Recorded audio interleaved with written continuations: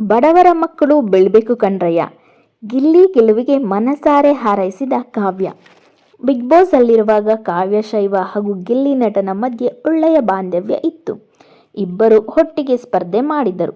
ಕಾವ್ಯ ಪರವಾಗಿ ಗಿಲ್ಲಿ ಸದಾ ನಿಲ್ಲುತ್ತಿದ್ದರು. ಕಾವ್ಯ ಸಾಕಷ್ಟು ಬಾರಿ ಅಸಮಾಧಾನ ಹೊರಹಾಕಿದರೂ ಗಿಲ್ಲಿ ಕೇಳ್ತಾ ಇರಲಿಲ್ಲ.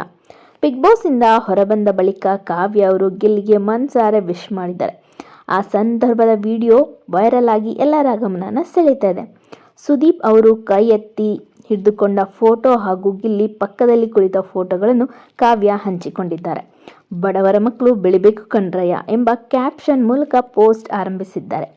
ಹೇ ಗಿಲ್ಲಿ, ಕಂಗ್ರ್ಯಾಚುಲೇಷನ್ಸ್ ಕಣೋ, ನೀನು ಇದಕ್ಕೆ ಅರ್ಹ ಅಂತ ಕಾವ್ಯ ಬರೆದಿದ್ದಾರೆ. ಝೀರೋದಿಂದ ಹೀರೋ ಆದೆ, ಇನ್ನೂ ದೂರ ಸಾಗಬೇಕಿದೆ.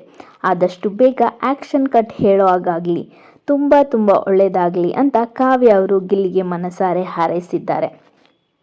ಬಿಗ್ ಬಾಸ್ ಮನೆಯ ಒಳಗೆ ಹೋಗುವಾಗ ಕಾವ್ಯ ಹಾಗೂ ಗಿಲ್ಲಿ ಜಂಟಿಯಾಗಿ ತೆರಳಿದ್ರು. ಅಲ್ಲಿಂದ ಅವರ ಪ್ರಯಾಣ ಶುರುವಾಯಿತು. ಜಂಟಿ ಆಟ ಮುಗಿದ ಬಳಿಕವೂ ಕಾವ್ಯ ಹಾಗೂ ಗಿಲ್ಲಿ ಒಟ್ಟಿಗೆ ಇರುತ್ತಿದ್ದರು. ನಮ್ಮ ಮಧ್ಯೆ ಇರುವುದು ಶುದ್ಧ ಗೆಳೆತನ ಎಂದು ಅವರು ಆಗಾಗ ಸ್ಪಷ್ಟನೆ ಕೊಡ್ತಲೇ ಇದ್ರು.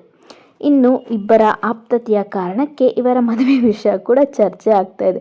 ಇದಕ್ಕೆ ಉತ್ತರಿಸಿದ ಗಿಲ್ಲಿ ತಂದೆ ತಾಯಿ, ಗಿಲ್ಲಿಗೆ ಯಾರು ಇಷ್ಟವೋ ಅವರ ಜೊತೆ ಮದುವೆ ಮಾಡಿಕೊಡ್ತೀವಿ ಅಂತ ಹೇಳಿದ್ದಾರೆ.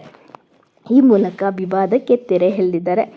ಗಿಲ್ಲಿಯವರು ಕೂಡ ಕಾವ್ಯ ನನ್ನ ಒಬ್ಬ ಒಳ್ಳೆ ಸ್ನೇಹಿತೆ, ಈ ಫ್ರೆಂಡ್ಶಿಪ್ ಹೀಗೆ ಕಂಟಿನ್ಯೂ ಆಗುತ್ತೆ, ಮುಂದಕ್ಕೆ ನೋಡೋಣ ಅಂತ ಹೇಳಿದ್ದಾರೆ. ಕಾವ್ಯ ಅವರು ಕೂಡ ನಮ್ಮಿಬ್ಬರದು ಪ್ಯೂರ್ ಫ್ರೆಂಡ್ಶಿಪ್ ಅಂತಲೇ ಹೇಳಿದ್ದಾರೆ. ಮುಂದೆ ಏನಾಗುತ್ತೋ ನೋಡಬೇಕು. ಬಟ್ ಕಾವ್ಯ ಅವರು ಗಿಲ್ಲಿ ವಿನ್ ಆಗಿರೋದಕ್ಕೆ ತುಂಬ ಚೆನ್ನಾಗಿ ಅವರ ಇನ್ಸ್ಟಾಗ್ರಾಮ್ ಖಾತೆಯಲ್ಲಿ ವಿಶ್ ಮಾಡಿದ್ದಾರೆ.